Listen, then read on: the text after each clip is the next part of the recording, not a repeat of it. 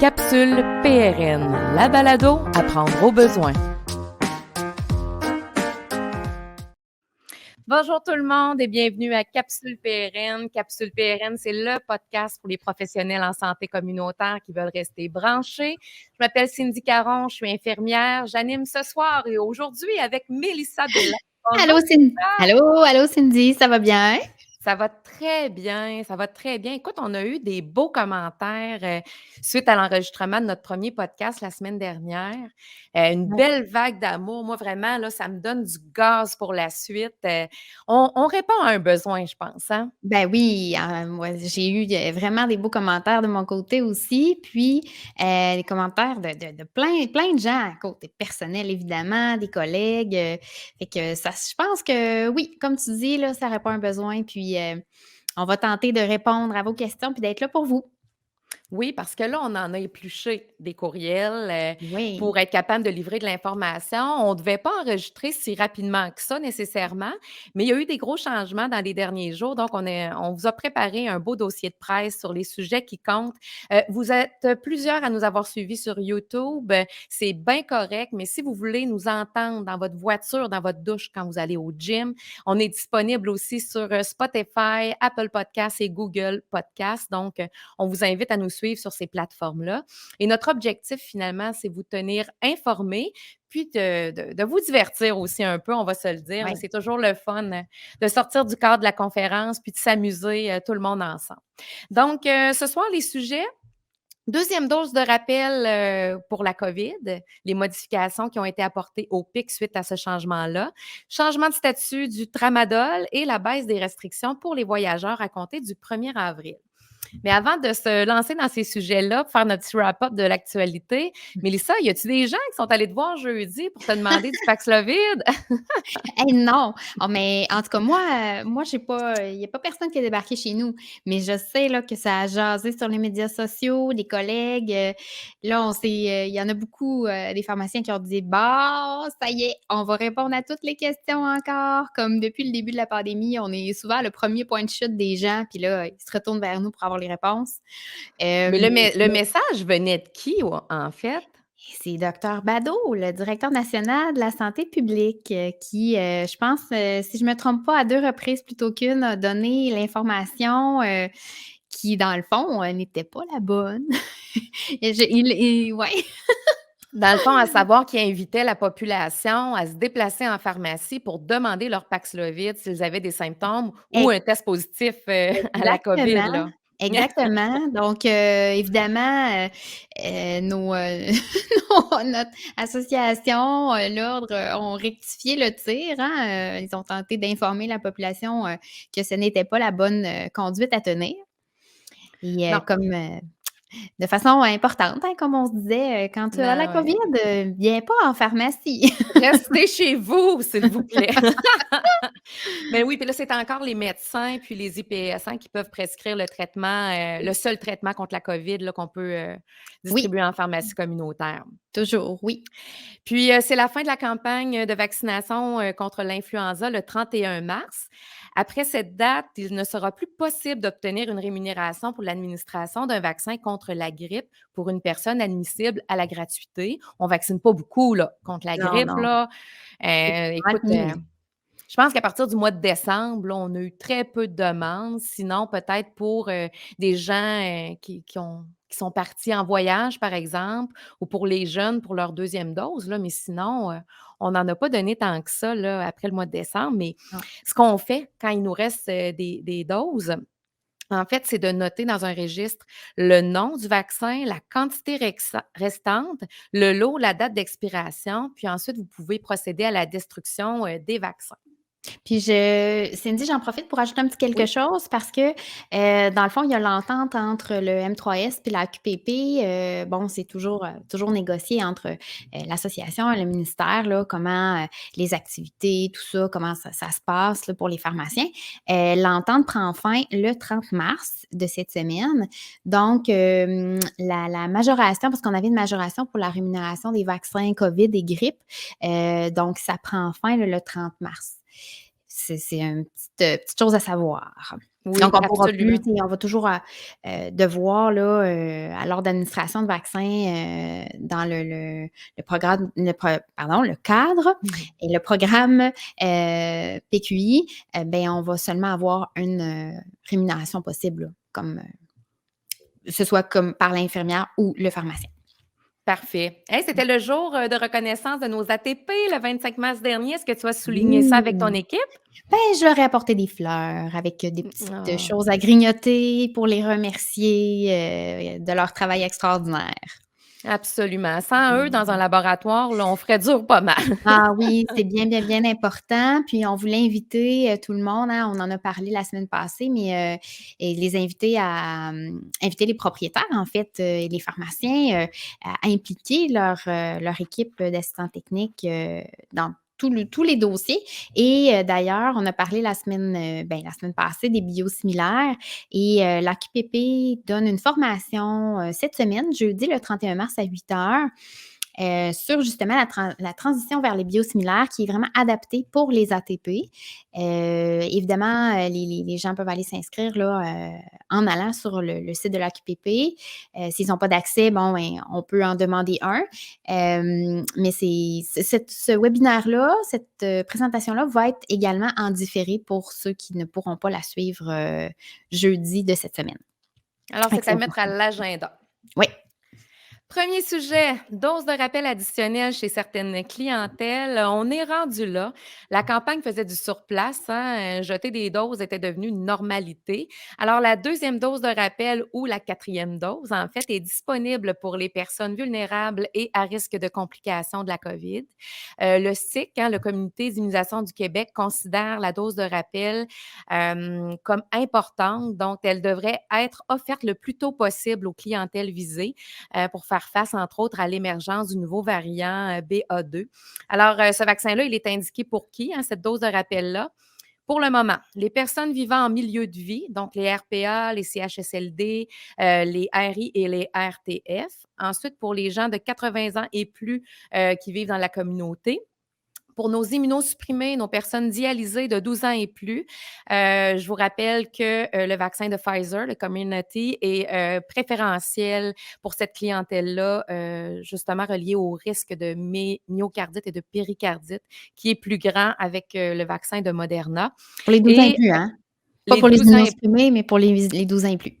oui, 12 C'est ans bon. et plus. C'est pas ben 12 ans et plus, non, non, les 12 à 29 ans. 12 à 29, C'est ouais, c'est vrai. oui, c'est pour la clientèle qui est Oui, en oui, bas de oui, 30 ans.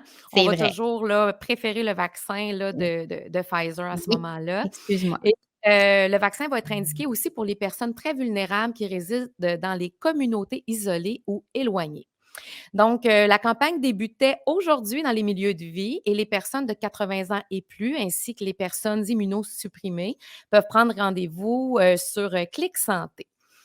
Alors, le calendrier régulier avec un vaccin à ARN messager, la dose de rappel, en fait, hein, qu'on comprend dans le protocole d'immunisation du Québec, s'appelle troisième et quatrième dose sur la plateforme de Clic Santé. Ça devient un peu mêlant, hein? Donc, ce qui est en fait la deuxième dose de rappel s'appelle la quatrième dose pour la prise de rendez-vous sur Clic Santé. Et pour les personnes immunosupprimées, on sait que c'est un calendrier, la primo-vaccination nécessite 3 doses, que la personne ait ou non fait une infection à la COVID. Donc, la première dose de rappel sur Clic Santé s'appelait dose additionnelle pour personnes immunosupprimées. OK? Fait qu'on ne parle pas de quatrième dose pour ces gens-là, là. En fait, ils sont plutôt rendus à leur deuxième dose additionnelle ou leur cinquième dose. Ça commence à être mêlant, hein? Juste un petit peu. C'est parce que tu sais, le langage du PIC est pas harmonisé avec celui de Clic Santé, fait qu'il faut être vigilant parce qu'on sait qu'une pleine dose dans la primo vaccination, en tout cas pour le vaccin de Moderna, c'est 0,5 ml. Puis quand on parle de dose de rappel, mais c'est 0,25 millilitres. Alors, ce matin, Mélissa, hein, on a porté, ce message-là à l'attention de Clic Santé. Qu'est-ce qu'on a eu comme Oui. réponse? Ben, en fait, le support Clic Santé nous a Oui. répondu que, tout ce qui était les rendez-vous pour les vaccins COVID et grippe, c'est préconfiguré selon les directives du M3S. Donc là, ils ont pris notre commentaire, en compte et puis, ils vont vérifier là, qu'est-ce qu'ils peuvent faire avec de ce côté-là, avec ça.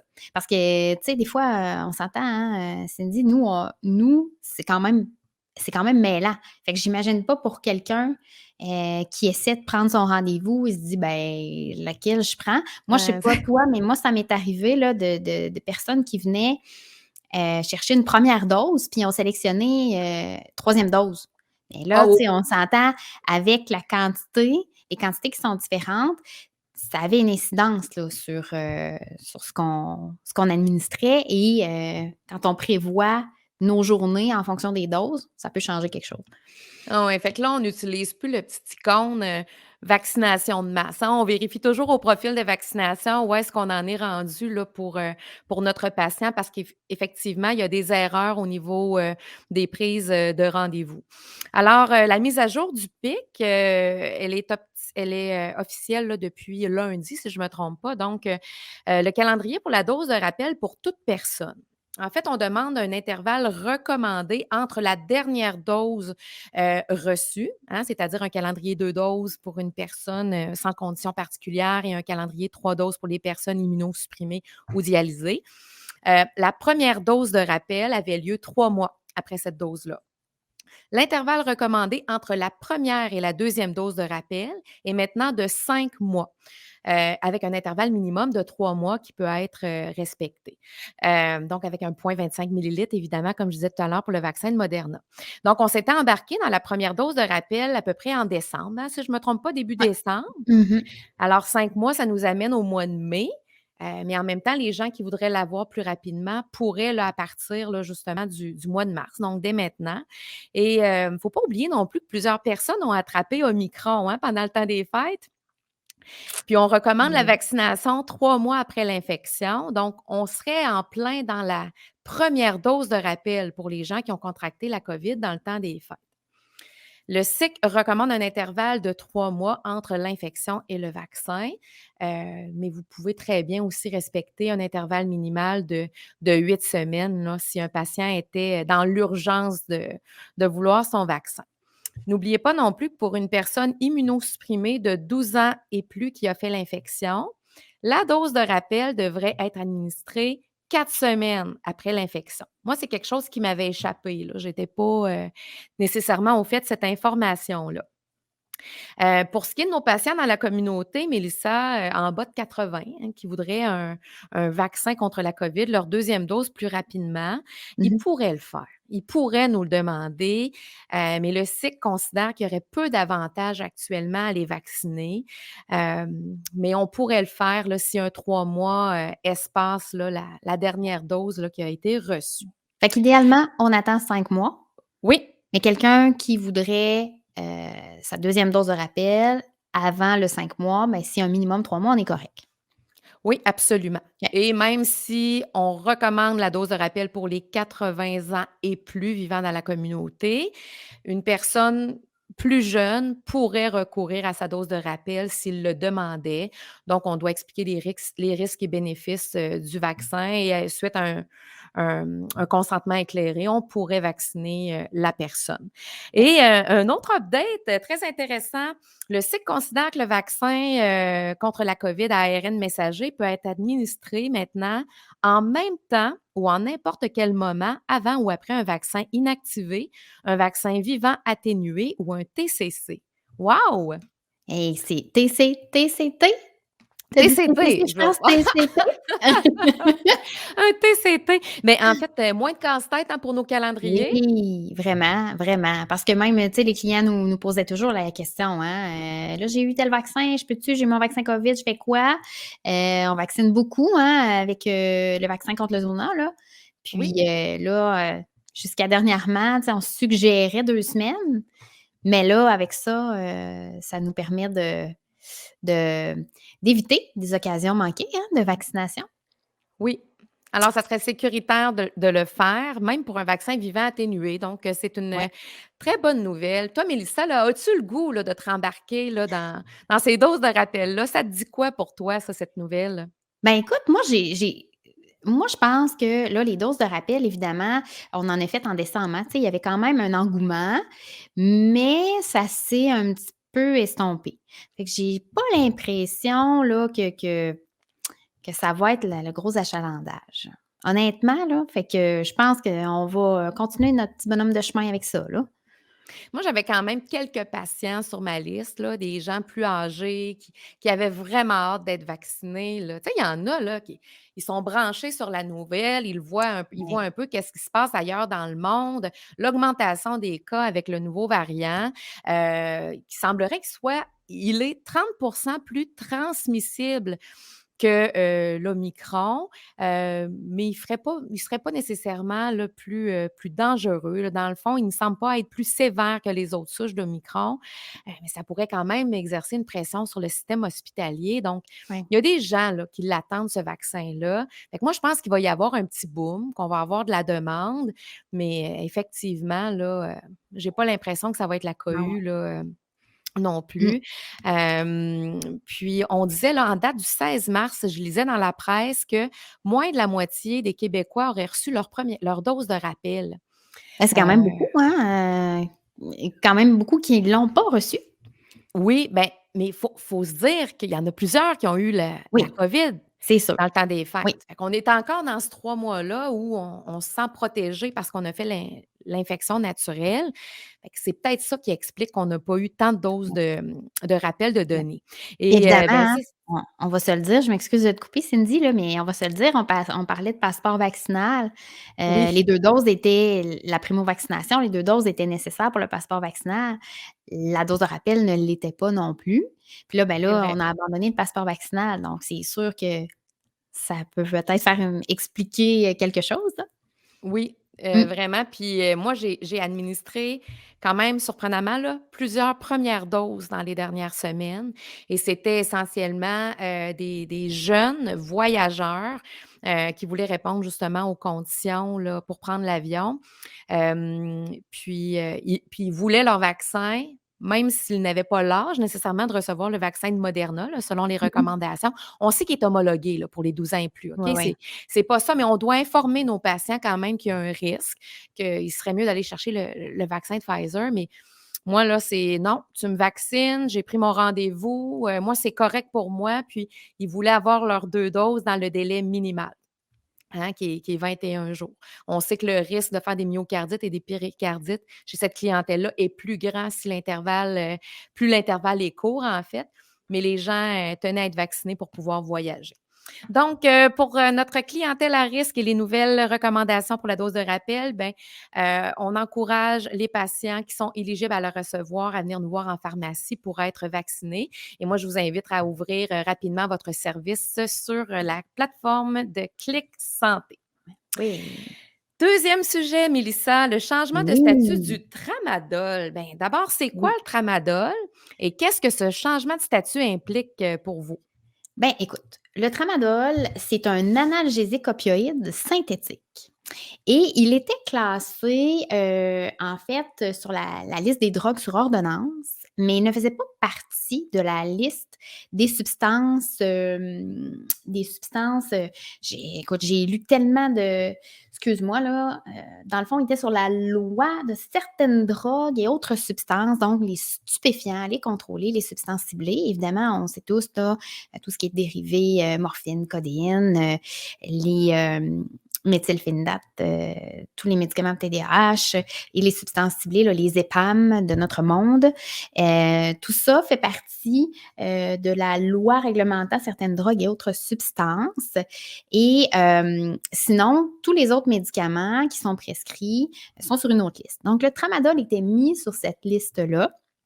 Par contre, on avait l'obligation quand on servait le médicament, on le sert finalement, on a l'obligation de mettre un petit collant sur notre peau, et on a l'obligation aussi de remettre une feuille. Ça, c'est une politique là, hem, qui est fédérale, heu, qui indique aux patients qu'il y a des risques plus élevés de dépendance avec ce médicament-là. Donc, et on doit le faire pour tous les médicaments qui sont sur la liste des stupéfiants. Et le tramadol n'était pas sur cette liste-là, mais on devait quand même appliquer ces mesures-là. Et dans le fond, en faisant mes petites recherches, j'ai su que Santé Canada a tenu pardon, une consultation sur le statut réglementaire du tramadol. Ça s'est passé du 20 avril 2019 au 18 juin 2019. Donc, via une publication dans la Gazette. Puis, suite à ça, ils ont regardé les commentaires sur, cette idée-là de changer le tramadol de statut. Et finalement, avec les commentaires reçus, ils ont pris la décision, ils ont publié, toujours dans la Gazette, le 31 mars 2021, que le tramadol allait être ajouté à la liste des stupéfiants et que ça allait entrer en vigueur le 31 mars 2022. Donc, c'est cette semaine qu'on doit, à partir de jeudi, le 31 mars, traiter le tramadol comme un stupéfiant. Et ce que ça implique, évidemment, ben, on a beaucoup d'obligations, hein, par rapport à nos, souvent on va les appeler nos narcotiques, là. Oui. Narcotiques et contrôlés. On va devoir, s'assurer que ce qui entre, ce qui sort, nos ventes, tout ça, on doit garder des registres. Donc ça implique que jeudi matin ou mercredi soir à la fermeture, on fasse notre décompte au jour zéro de tout ce qui est tramadol, courte action, longue action, parce que, dorénavant, on doit les inclure dans notre vérification, des narcotiques, finalement. Mais pour le patient, est-ce que ça change quelque chose? Non, honnêtement, ça ne change pas grand-chose. C'est sûr, les patients ne s'en rendront pas compte finalement. C'est nous qui devons là, mettre en application tout ça. Et aussi, il faut savoir que les ordonnances qu'on a déjà, qu'on remet aux patients, donc les ordonnances qu'on a déjà informatisées, sur lesquelles il reste des renouvellements, vont dorénavant être traitées comme des services partiels. Parce que ça, c'est un détail aussi, par rapport à à la classe de médicaments. Et j'ai fait une vérification auprès de l'Ordre des pharmaciens du Québec, ce matin même. Et j'ai posé la question, j'ai dit: «Si un patient nous arrive avec une ordonnance que, par exemple, un médecin a rédigée, en février et c'est écrit, je ne sais pas moi, il a du Tramacet, 30 comprimés renouvelables 12 fois. On l'entre comment? Est-ce qu'on l'entre 30 comprimés non renouvelables comme des fois on fait, là? Il y a certains médecins qui, ça arrive, oublient puis mettent des narcotiques avec des renouvellements. Ben, la réponse que j'ai eue de l'OPQ, c'est qu'on peut, étant donné là, que c'est récent, on peut quand même l'entrer avec une quantité totale, servir par fractionnement, si c'est clair sur l'ordonnance. Évidemment, si c'est pas tout à fait clair, on n'est pas sûr, ben, on prend le téléphone, on appelle le prescripteur pour lui mentionner que, pour valider, du moins, comment on va le prescrire. Il faut savoir aussi que, le Collège des médecins, l'Ordre aussi des IPS a eu des, communications concernant ce changement de statut-là. Donc, en théorie, tout le monde, tous les prescripteurs sont informés de comment bien prescrire le tramadol à partir de jeudi, le 31 mars. Voilà. Et vu qu'on va parler un peu santé voyage, après ce sujet-là, Oui, un patient qui part en voyage puis qui prend des narcotiques, oui. est-ce qu'il doit apporter, la prescription originale? Est-ce qu'il y a une particularité en lien avec les narcotiques lorsqu'on sort du pays? Ben, habituellement, là, c'est sûr que les médicaments, quand on part en voyage, hein, c'est important d'aviser les patients que les médicaments doivent rester dans l'emballage qu'on fournit à la pharmacie avec l'étiquette, avec l'identification. Ça, c'est bien important. Habituellement, les narcotiques, on peut servir pour un mois à la fois, théoriquement. OK. Rien n'empêche qu'on serve pour plus que ça. Par contre, on doit informer le patient que c'est fort possible, ben, fort possible, en fait, ça dépend évidemment quand ils vont passer aux douanes, là, ben là, c'est le douanier qui va décider si la personne elle passe ou non avec, sa cargaison de narcotiques. Ouais. Donc ça se peut que la personne parte avec, puis se ramasse prise, puis là, rendu là, ben, c'est elle qui va gérer. Donc on peut le faire, mais on doit informer le patient, puis là, c'est le patient qui prend sa décision rendu là. OK. Mmh mh. OK, bon, ben, Ouais. ça semble clair de mon côté. Avais-tu quelque chose à rajouter sur, ce sujet-là? Non, je pense qu'on a fait le tour par rapport à ça. Oui. Fait qu'on dernier sujet, baisse Oui. des restrictions pour les voyageurs dès le 1er avril. Très bonne nouvelle. L'Agence de la santé publique du Canada, en fait, on sait depuis un mois là, que le gouvernement du Canada ne recommande plus d'éviter les voyages non essentiels pour les gens entièrement vaccinés. On est maintenant au niveau 2. Donc, les gens doivent prendre des précautions sanitaires spéciales quand même. Et avant de partir en voyage, on recommande toujours une consultation santé-voyage avec un professionnel au moins 6 semaines avant le départ. Donc, à compter de vendredi 1er avril, les tests préalables à l'entrée ne seront plus exigés pour les voyageurs entièrement vaccinés qui rentrent au Canada par voie aérienne, terrestre ou maritime, sauf s'ils sont choisis pour le dépistage aléatoire obligatoire. Puis c'est quoi ça, être bien vacciné pour partir en voyage? Mais c'est d'avoir reçu toutes les doses, hein. On ne parle pas des doses de rappel, mais bien du calendrier régulier. Et la dernière dose doit être reçue au moins 14 jours avant d'entrer au pays. Mais là, Cindy, les voyageurs qui sont choisis pour le dépistage aléatoire, est-ce qu'ils sont obligés d'être en quarantaine en attendant leurs résultats? Non, pas du tout. Ça, c'est quelque chose qui a changé aussi. Il n'y a pas de quarantaine en attente du résultat. Donc, soit que le dépistage va se faire directement à l'aéroport ou qu'une trousse va être remise à la personne, justement, qui a été choisie. Le test doit être fait à la maison et le résultat envoyé dans les 24 heures là, à la santé publique. Il n'y a plus de quarantaine non plus à respecter au retour. Là, si vous respectez toutes les exigences d'entrée, on vous demande quand même une prudence pour une période de 14 jours. C'est-à-dire de noter toutes les personnes avec qui vous allez rentrer en contact pendant ces 2 semaines-là et de lister les endroits que vous avez visités. Et si dans cette période-là, vous développez des résultats positifs, un résultat positif à la COVID ou des symptômes compatibles avec la COVID, on vous demande un isolement de 10 jours à partir de la date des premiers symptômes. OK? Puis ensuite, vous devez communiquer avec l'Agence de la santé publique du Canada dans les 24 heures. Donc, c'est quand même pas là, sans règlement, là, toute cette affaire-là. Donc, vous revenez de voyage, vous avez un 2 semaines où vous devez surveiller vos symptômes et tenir la liste des gens que vous allez rencontrer et les endroits que vous allez visiter.